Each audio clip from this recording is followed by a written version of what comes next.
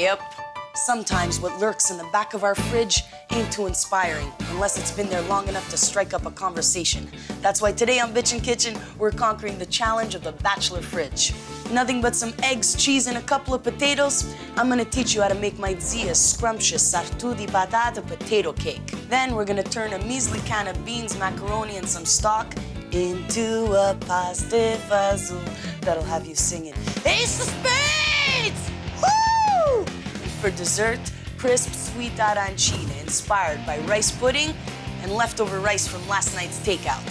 Panos yaps about Italian sausage. Lads, some Italian sausage suck. Me, the spice agent, tells us about rosemary. I have nothing to say about that two-timing tramp. She left me for a mime. A mime in Ibiza. Oh, rosemary. It's herbalicious. Nadia G's Bitchin' Kitchen in the house. In your house. In the TV in your house.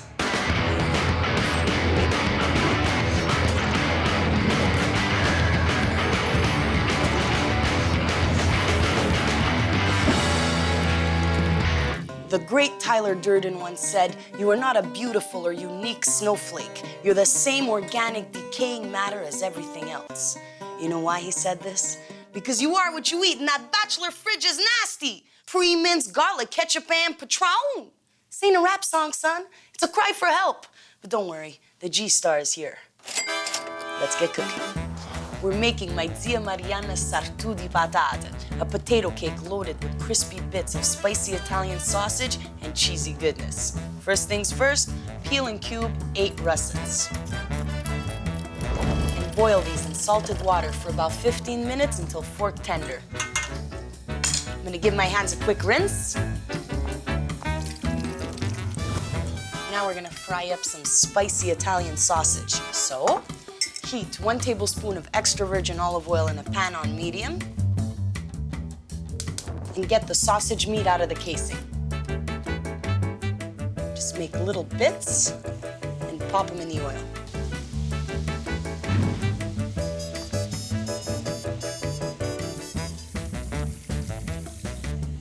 And fry this up for about 10-15 minutes until you get some nice caramelized crispy bits. If you have some bigger chunks of sausage, just break them up with your spoon. While this fries, here's Panos to tell us more about Italian sausage. Panos? Thanks, Nads. Just for the record, okay? Not all bachelors live like savages. Me, I always had all kinds of good food in the back of the fridge. Το είναι επειδή σε έμενες με τη μάνα σου μέχρι που παντευτήκαμε. That's my wife. She says hi. Anyways, Italian sausage.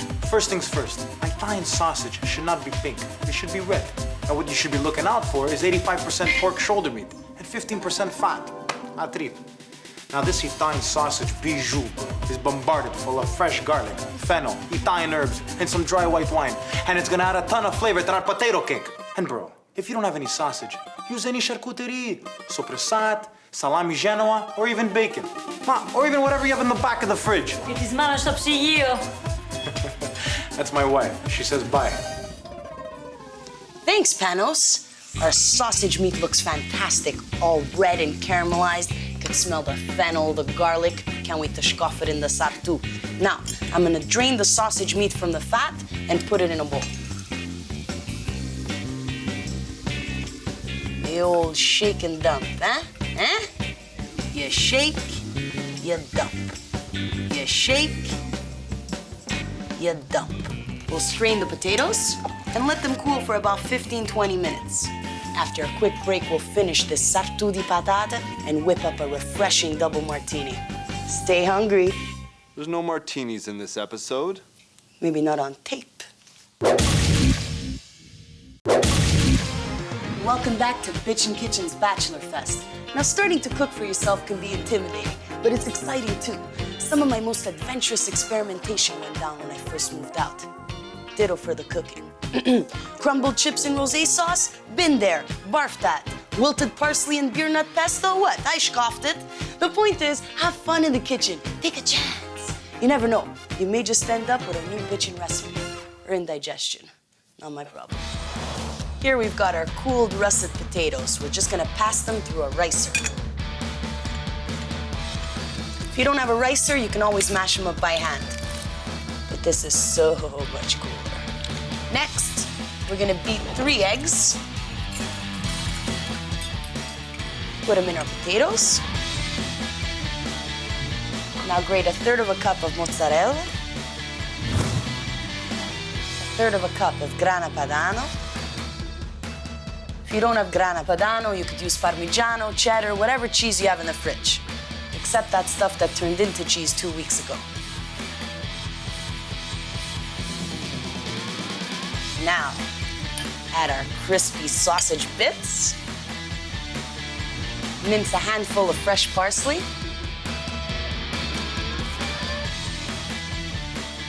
2 big pinches of sea salt, freshly cracked pepper, and mix until smooth-ish. Grease a baking dish with about a tablespoon of unsalted butter, and add half of our potato and sausage mixture. Now I'm gonna add a layer of smoked scamorts. This unripened cheese is kind of like mozzarella, but has a nice smoky flavor. What? You bachelors don't have any smoked scamorts and misery loves company? Fine, no smoked scamorts. Ooh, look, it's Christian Bale in a Speedo.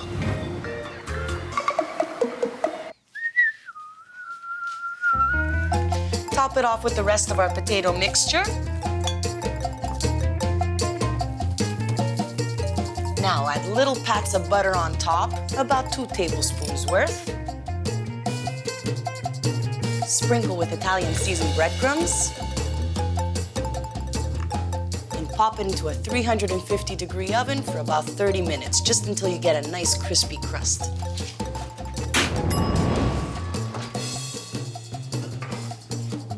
Hi-ya! Let's plate this dish. Yeah, okay, you're a bachelor. Who cares about plating? Just dig in, no? Woo!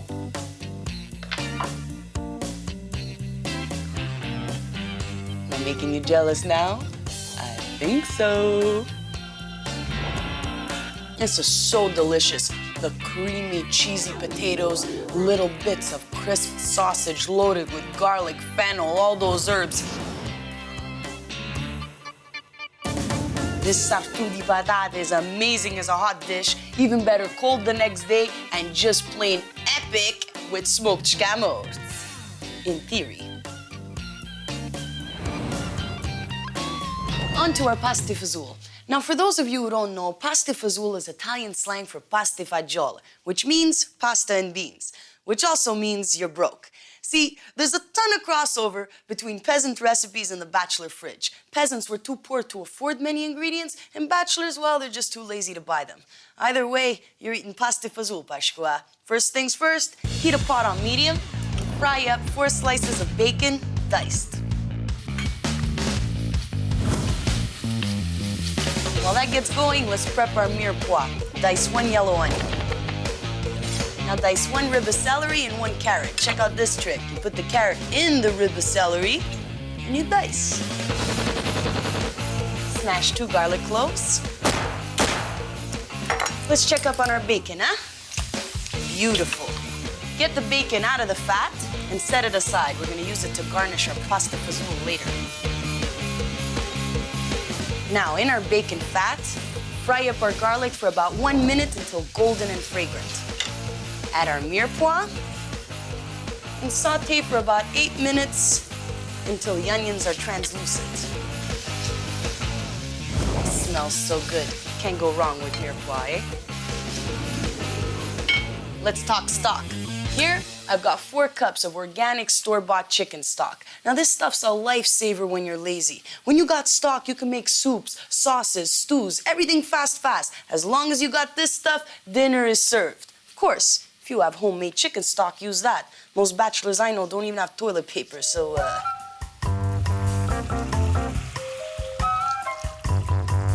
Add half a cup of half cherry tomatoes and bring it to a simmer. When we get back, we'll dress up this pasta fagioli, and the spice agent is gonna tell us about rosemary, the herb, not the 2-timing tramp who left him for a mime in Ibiza. Today on Bitchin' Kitchen, we're cooking up some bachelor grub. Now, when you live alone, it's super important to start cooking for yourself. And it's funny, because when most people think of bachelors, they think of party animals in their 20s. No. The worst bachelors are women in their 50s with empty nest syndrome. Seriously. These women get all cryptic about cooking for themselves. They're like, if I eat pasta fazool alone in the forest and no one's there to share it with me, will I make a sound? It's pasta fazool, a bean stew. You'll make a sound. And it's time to add the beans. Here I got 1.25 cups of cannellini beans. What I'm gonna do is puree half of them, and what this does is it thickens the soup with beany goodness. Scaff the puree into the chicken broth, and add a big pinch of Greek oregano. I'm sure most of you know you wanna kind of squeeze your dry spices between your fingers. This brings out all the essential oils. Big pinch of brown sugar, kind of bring out the sweetness in the tomato. Freshly cracked pepper, some rosemary. And what we'll do is we'll let this simmer for about half an hour. Here's the spice agent with more on rosemary. Thank you, Sarah. I looked it up. That's your Hebrew name, Nadia. Today's spice, rosemary. Its woodsy, almost pine needle aroma makes it fantastical for cooking. Rosemary comes from the Latin word rosmarinus. For those of you who speak Latin, your mother must be so proud. You're probably so good in the school, voted most likely to drive Boxster. You big loser. Anyways, rosemary needs nothing but the humidity of the sea breeze to survive. Just like my friend Aaron Peretz in Tel Aviv after he lost his job. Rosemary is so beautiful that they use it for landscaping. And speaking of landscaping, just so you know, I do lawning and fences part-time. If ever you need, contact me. I make a good price for you. Thanks, יחזקאל מזרחי. Here I've got 3/4 pound of tubettini pasta. Now, some people like to cook their pasta directly in the broth. Not me. I always cook my pasta separately, and here's why. See, this pasta fazool could last for 2-3 days, but not if you got a bunch of bloated noodles floating around in it. Soggy noodles fashki. Today's word is Shkiv. pronunciation. Shkiv. Definition. It means it sucks or it stinks. Can be used as an adjective or a verb. Illustrative example. Let me tell you something about this whole tail-to-tip dining trend, okay? Me and my family immigrated from Italy, 50 days and 50 nights on a stinking boat, specifically so we didn't have to eat mule pernium for dinner. Gizzards, fashkiv. Fashkiv. So, boil 3/4 pound of tubettini pasta in salted water until al dente.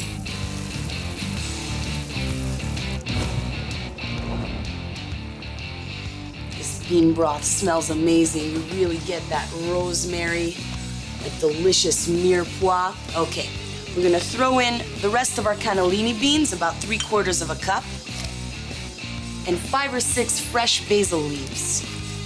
Just tear them in. And heat through about 5 minutes.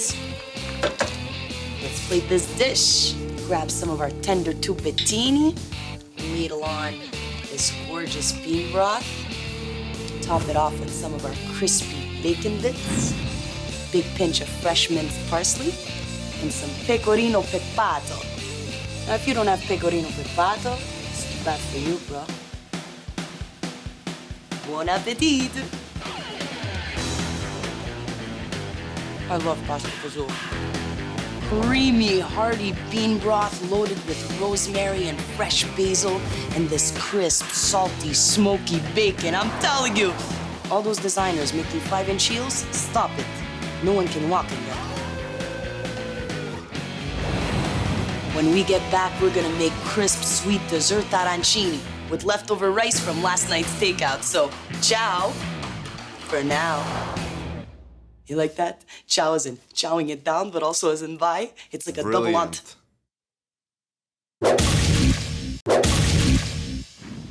Whoo! It's dessert time on Bitchin' Kitchen's Bachelor Fest, and we're making sweet, crisp arancini inspired by leftover rice from last night's takeout. Yeah, when you make arancini, you usually use risotto. But when you scoff risotto, you have leftovers. Exactly. Steamed rice it is. We'll start with the custard. Now, some people are just plain terrified of custard.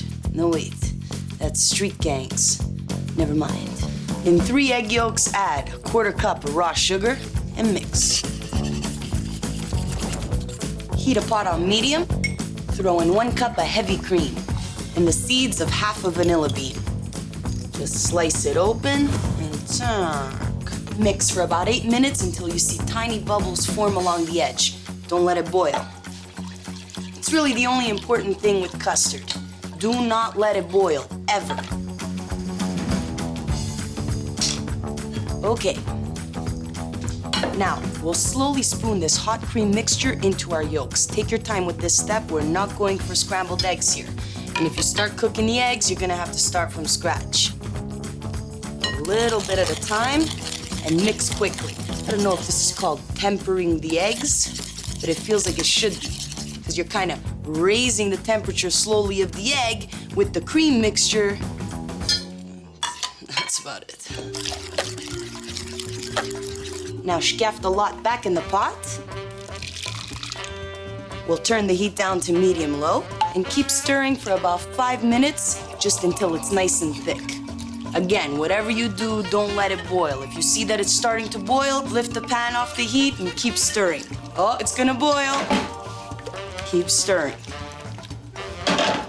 Oh, look, there it goes again. Keep stirring.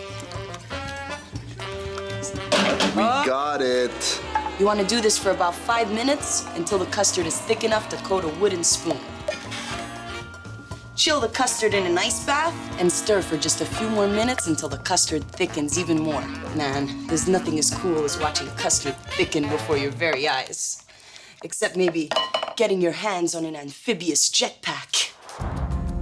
I too once yearned for an amphibious jetpack, but then I thought about it. Fire, water, how does that work? Running out of oxygen in the middle of the ocean? And all for what? Just so you could soar to the coral reef? It's not worth it, man. Think about it. Fold in 1.5 cups of leftover rice. 1/2 cup of raisins. Bachelors, you can pick them out of your breakfast cereal if you have to. Small pinch of cinnamon. Small pinch of nutmeg. And when I say small, I mean small, about 1/4 teaspoon. Nutmeg dominates everything, and nobody likes to be dominated by nutmeg. Makes you look like a wimp. Mix it up. Cover it up and refrigerate for 1/2 hour. What do you know? I got some ready to go. Now dip your hands in water. This way the rice doesn't stick, and roll it into little balls, size of golf balls. Ding.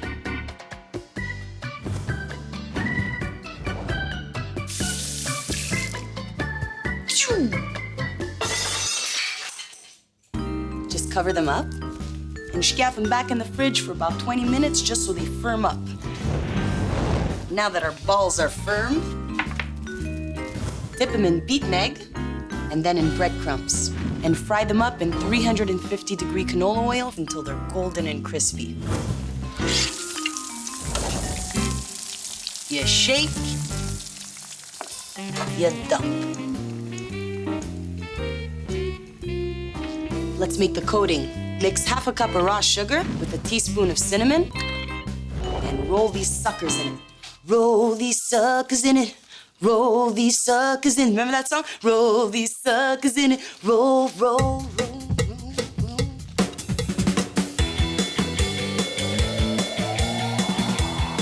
And that's that.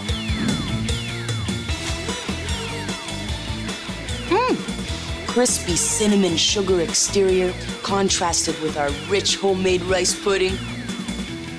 And those raisins. Nah, don't really care for raisins there, but I'll eat them.